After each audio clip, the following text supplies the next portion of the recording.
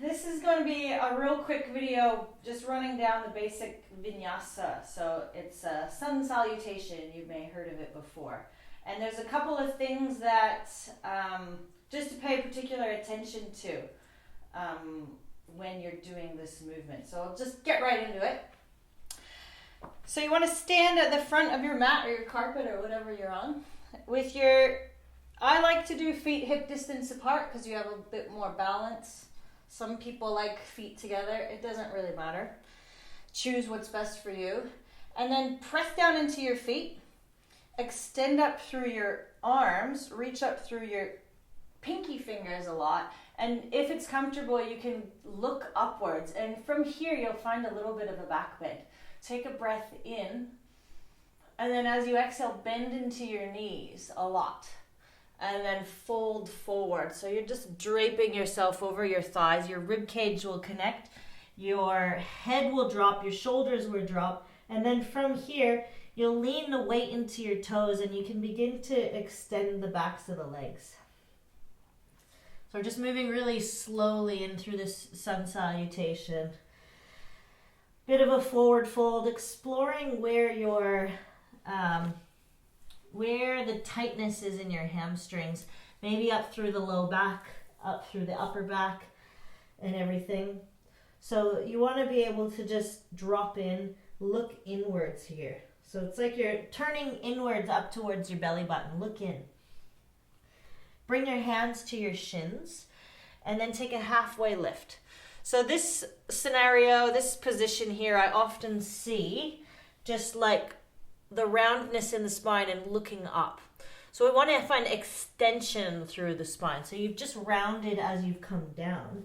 And then you want to extend. So your hips go back and you're using your back muscles to extend the chest forward. It's a little bit of a core hugging in as well. Think about if your waist was like a tube of toothpaste. You're squeezing the toothpaste out the top. So your hips go back, a lot of weight into the heels, and you have a nice straight spine here, rather than just looking upwards. So you can actually draw your shoulders back, extend through right by this backs of the ears, the sort of base of the skull, so that you're not really jutting your chin forward at all. It's a lot of length. And then this is the inhale breath. And then as you exhale, you'll fold again. You'll plant your hands. Another common tendency is that the inner hand comes up off of the floor, and that's really going to cause some pressure in the outer wrist. So you want to smush down that first knuckle, push it down and towards the mat. Have your fingers splayed, like your pointer fingers forward, your fingers splayed out to the side. Yeah, and that's a nice position for the shoulders as you step back into a plank pose. And then in this plank, a lot is happening. So there's a lot of strength. You're trying to push your hands through the floor, ground into that first knuckle there. And then at the same time, you're tucking your tailbone a lot. So your core is turned on, your quads are turned on, your heels are shooting backwards, and then just lift the chest a bit forwards here. So oftentimes people teach to draw the shoulders down the back and extend, but I find that that makes the hips sag a little bit. So you want to move the shoulder blades away from each other, a little bit like cat pose, and then just a shining of the chest forward. If that's too strong, you can lower the knees and do all those exact same things. A tucking, a pushing, a lifting of the chest a little bit, and length through the back. And then from here, your bicep muscles will spin forward. Your triceps go back, so your inner elbows are facing forwards here. And then that helps out as you bend into the arms, that they come right beside the rib cage rather than flaring out. So try that a couple of times, like a couple of push-ups. So they go down. The shoulders will stay lifted. The common thing here is to dump the shoulders down, which is really shit for the shoulders. And another common tendency is when lowering down is to just drop the pelvis down. So you want to feel like a plank of wood lowering down to a hover with the shoulders lifted as high as the elbows there. And these guys tucked in right back in beside us. A bit like this, but on the floor. So you're really leaning forward. A lot of pressure into the wrist. The more you do this, the more you should attempt to lean forward. It's more tricky to do that. And then elbows squeeze in. Shoulders are not lowering past the elbows. They're just like a halfway. And then try not to stick the butt out like that. It's a tuck. Yep. And then a lot of tricep strength there. You can do that with the knees lifted as well. So everything is turned on. You're shifting forward. Chest is lifted a little bit. And then lower just to like a hover. Yeah. And then you can lower the pelvis down, untuck the toes, really draw the shoulders back, the elbows back, and then little baby cobra here. So there's a couple options with your cobra. You can either not use your hands and just use your back muscles, which is really good for building some strength into the back. Or you can push down into your hands and lift up into more of a back bend. And if you're doing that, then try to not shrug the shoulders up to the ears. This is really, really common. So bend your elbows down, move your shoulders back, and then like those nails on the chalkboard, slide your hands back like you're trying to pull yourself through. I almost pulled my pants down.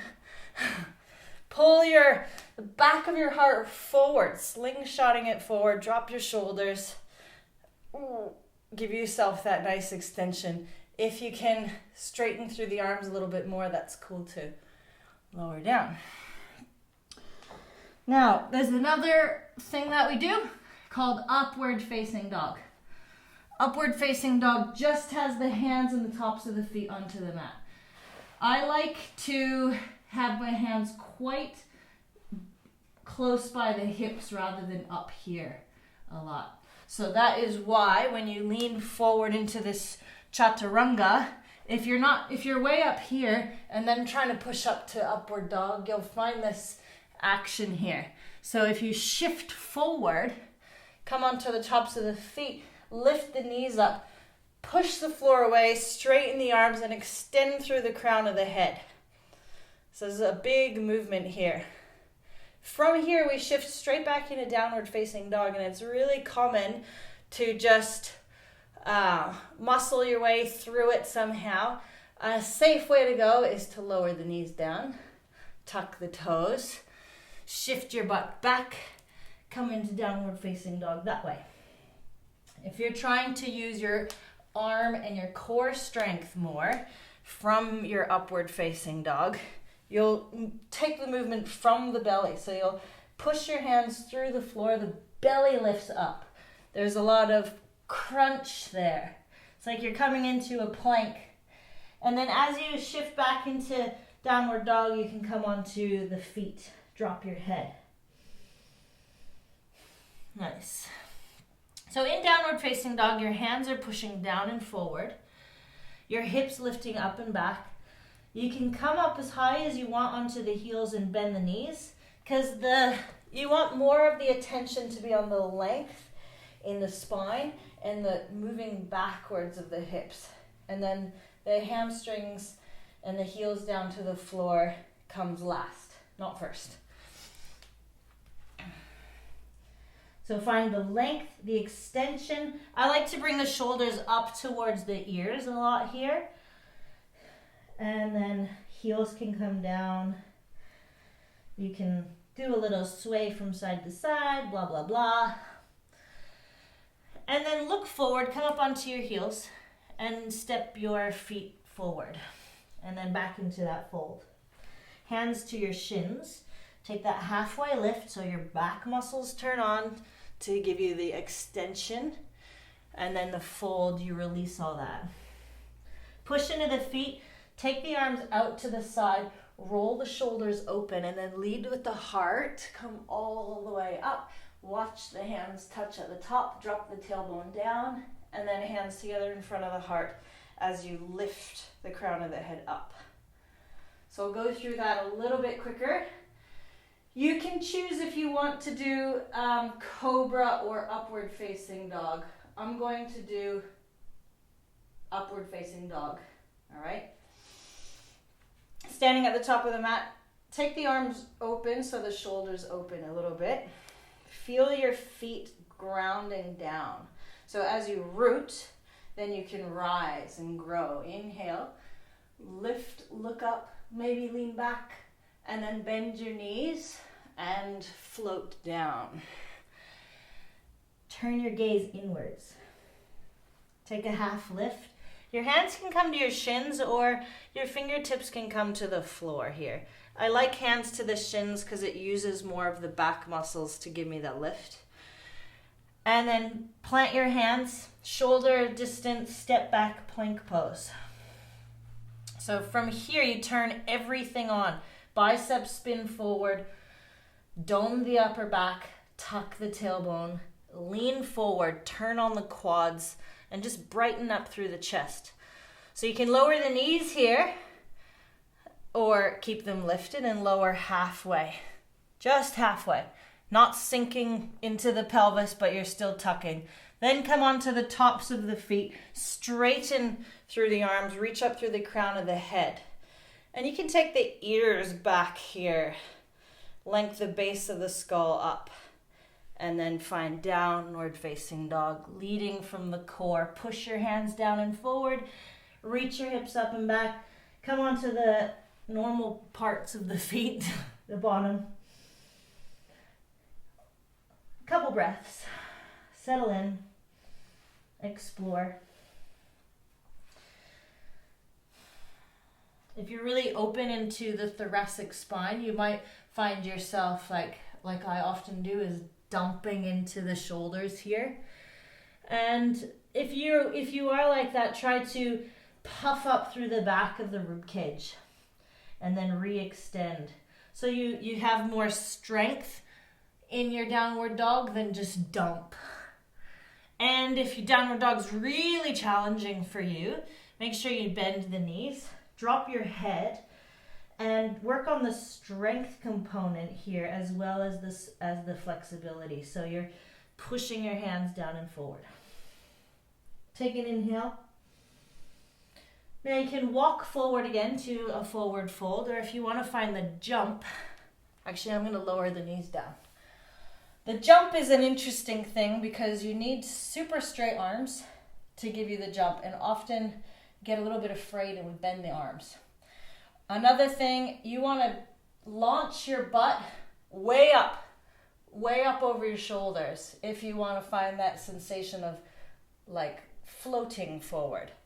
So toes tuck under. I'll just demonstrate here. When I see normal jumps is this, like this, okay, I'll come forward, but I haven't really put in a lot of oomph. It's a lot of oomph. It's a lot of push and lift. So your hands push down and forward like down dog. You come up high onto your tippy toes, bend your knees, and you want to launch your butt way up, and then come forward. It's a bit scary because you think if you kick your butt way far back, you're just going to pummel over or do some sort of weird fumbling action. And that's where the compression of this comes in handy. So if you can get your butt way up, but keep yourself compressed or even knees tucked in like that, you won't fall over backwards like that. So I'll try one more time with my knees bent. Keeping rib cage on thighs. Launch butt as high as you can. You can take heels to butt. The tricky part is landing your feet forward in between or just behind the wrists. That's where the push is really in play. So you could be able to pick your butt up, and then you don't want to bend your arms there. So push into the floor, step your feet, hop your feet forward, fold. Take this halfway lift, forward fold, come all the way up, I'm not sure how much battery I have left on my microphone, but we'll do one more. Reach the arms up, breathe in, exhale, out, look in. Take your half lift, extend, plank pose. Now you can step back into plank, you can jump back into chaturanga. Upward facing dog, and then downward facing dog. See how much I'm pushing the through the shoulders, up and back. Take a breath in and out here. Come up high onto your tippy toes, look forward, step, or pounce to the top, fold. Take a half lift, a forward fold. All the way up, push your feet down, reach your chest, drop your tailbone, watch your hands touch, and then hands together. The Vinyasa, Sun Salutation. It's like better than push-ups. It's one of the best things you can just do for your whole body. It gets in everywhere, strengthens, lengthens. You'll never get sick of it. You can just do it every day for the rest of your life, and it's always going to benefit you. Thank you.